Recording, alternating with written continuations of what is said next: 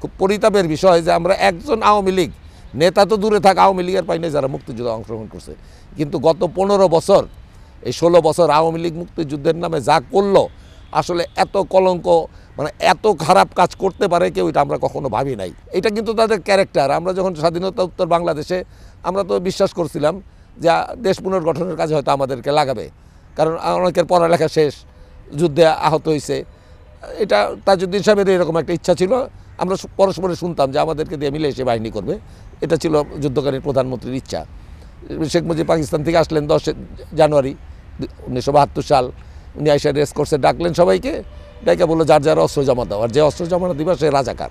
ওই যে আমাদের অস্ত্রটা নিয়ে যাওয়ার পর আমরা অসহায় হইলাম, এত বড় একটা রক্তাক্ত যুদ্ধের মধ্যে দিয়ে আমরা সব বেকার হয়ে গেলাম। যুদ্ধের পরে যেখানে মুক্তিযোদ্ধাদেরকে নিয়ে মিলে সে বাহিনী করার কথা ছিল, সেইখানে জানি না কাদেরকে নিয়ে রক্ষী বাহিনী করলো, সেনাবাহিনীর পাল্টা একটা বাহিনী করলো।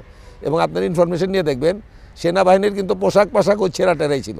3 বেলা ভাতও পাইতো না, কিন্তু রক্ষী বাহিনী 3 বেলা ভাত পাইতো। উন্নত পোশাক, উন্নত ট্রেনিং সবই রক্ষী বাহিনীর জন্য নির্ধারিত করে। এবং পরিণতিতে আমরা সবাই জানি, যেটা আমরা কখনো আশা করি নাই, এই রক্ষী বাহিনী কিন্তু শেখ মুজিবুর রহমানকে সেভ করতে পারে নাই। কারণ শেখ মুজিবুর রহমান সাহেবের উপর মানুষের যে বিশ্বাস, স্বাধীনতার পরে সেই বিশ্বাসটা কিন্তু উনি ভঙ্গ করছে। কারণ উনি আমাদের এই গণহত্যার নায়ক জুলফিকার আলী রক্তের দাগ তখনও শুকায় নেই, তারা নিয়ে আসলো দাওয়াত দিয়ে।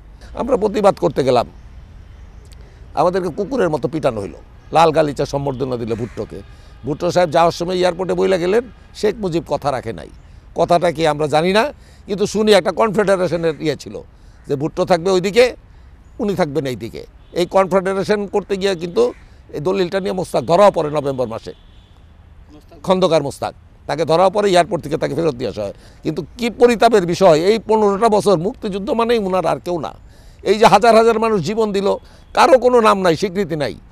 আজকে শ্রদ্ধার সাথে বলতে চাই, ছাত্র নেতারা যারা এই গণ অভ্যুত্থান এবং পরে মুক্তিযুদ্ধের নেতৃত্বেই যারা ছিলেন, 4 জনের কারো নাম কোথাও পাবেন না, আপনি একজনের পাবেন না কোথাও। সব কিছু উনি করছে। এবং এই যে মিথ্যাবাদী প্রধানমন্ত্রী, একটা স্বৈরাচার প্রধানমন্ত্রী, উনি বলতো আমার মাই 1 নম্বর গেরিলাও বলতে পারতো না। এবং মুক্তিযুদ্ধের তালিকার নামে যা করলো গত 15টা বছর, আমরা এখন অসম্মানিত হই রাস্তায় রাস্তায় যে আসলে প্রকৃত মুক্তিযোদ্ধা না ভুয়া মুক্তিযোদ্ধা। কারণ এত বেশি ভুয়া মুক্তিযোদ্ধা।